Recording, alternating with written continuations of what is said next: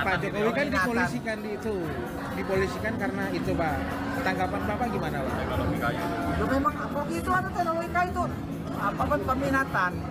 Cuman secara formal namanya adalah jurusan teknologi hasil hutan.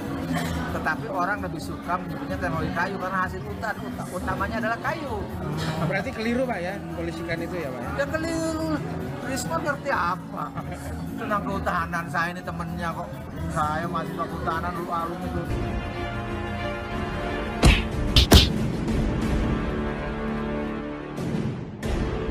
Assalamualaikum warahmatullahi wabarakatuh. Om Swastiastu, Namo Buddhaya, salam kebajikan.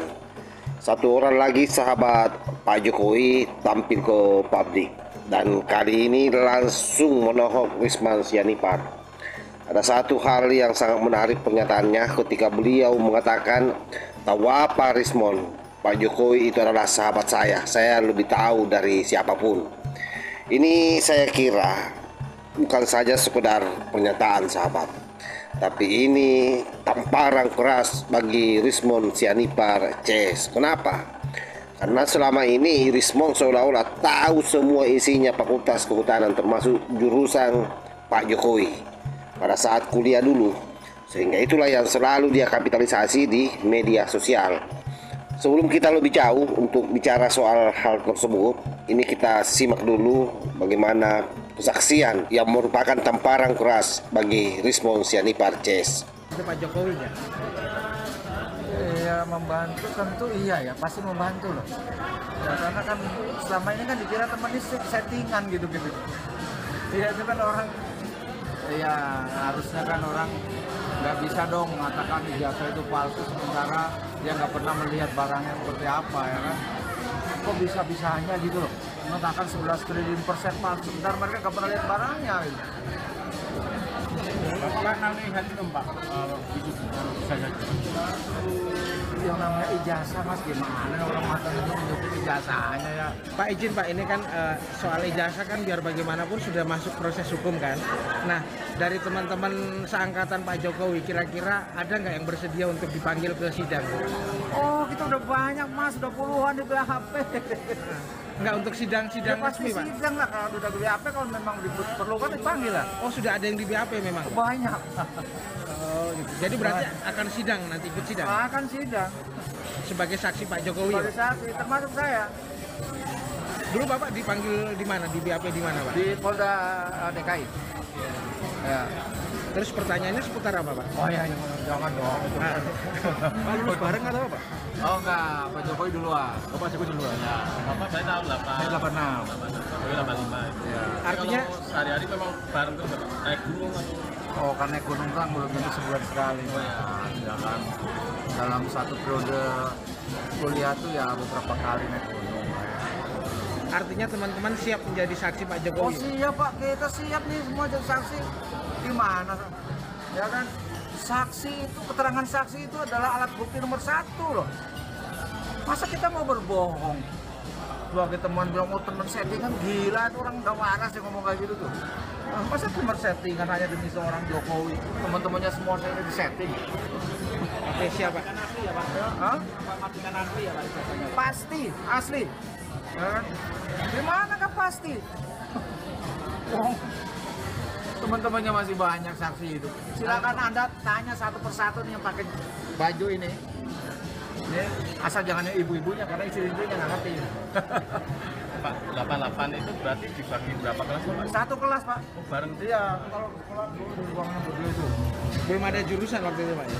Emang kehutanan nggak ada jurusan Pak. Siapa yang ada jurusan kehutanan itu? Jadi jurusannya itu saya jelasin ya. Jurusannya itu nanti udah semester akhir, ngambil mata kuliahnya apa, ya kan, kemudian topik skripsinya apa. Nah kemudian orang bilang kalau kayak saya nih, karena saya menanam, pilihannya itu nanam meneliti diameter pertambahan daun dari mulai kecil sampai berapa meter, maka saya dibilang jurusan silvikultur gitu. Nanti ada yang ngurusi masalah ekonomi, dibilangnya ekonomi hutan. Ada yang ngurusi kayu, disebutnya teknologi kayu, ya kan. Jadi bukan berarti teknologi kayu itu enggak, memang apa ya, itu cuman lontaran orang kalau ngambil itu wah berarti dia jurusan teknologi kayu gitu. Nah, Pak Jokowi kan Minatan. dipolisikan karena itu Pak.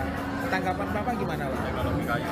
Itu memang kok gitu ada teknologi kayu itu apa kan peminatan. Cuman secara formal namanya adalah jurusan teknologi hasil hutan. Tetapi orang lebih suka menyebutnya teknologi kayu karena hasil hutan utamanya adalah kayu. Berarti keliru Pak ya, polisikan itu ya Pak ya? Ya keliru. Risma ngerti apa? Tentang kehutanan saya ini temennya kok. Saya masih kehutanan, lu alumni kehutanan, lu ya.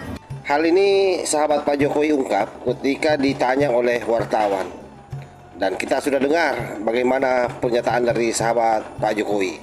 Dan sekali lagi saya tegaskan bahwa pernyataan ini tentu bukan sekedar klarifikasi biasa, tapi ini adalah tamparan keras yang membungkam fitnah dengan fakta yang selama ini dimainkan oleh Rismon CS.